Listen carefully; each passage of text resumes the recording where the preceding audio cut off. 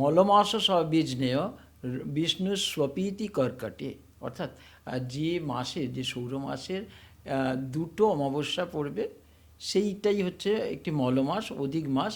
এই মলমাসটা একটা অশুদ্ধ মাস এবং এই মলমাসের কালটা হচ্ছে প্রতি 2 বছর 3 মাস থেকে 2 বছর 9 মাসের মধ্যে একটি মলমাস পড়বে, এর বাইরে কিন্তু যাবে না। মাসের মধ্যে কিছু আমাদের করা যায়, কিছু করা যায় না।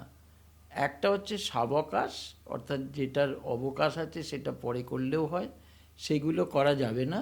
আর একটা হচ্ছে নিরবকাশ, যেটা না করলেই নয়, সেটা এই মাসে করা যাবে, করতেই হবে। অন্নপ্রাশন, আমাদের মঙ্গলচণ্ডী পুজো এরকম, কিংবা আদ্য শ্রাদ্ধ, এইগুলো কিন্তু মলমাসে করা যাবে, যেগুলো এইগুলোকে বলা হয় নিরবকাশ।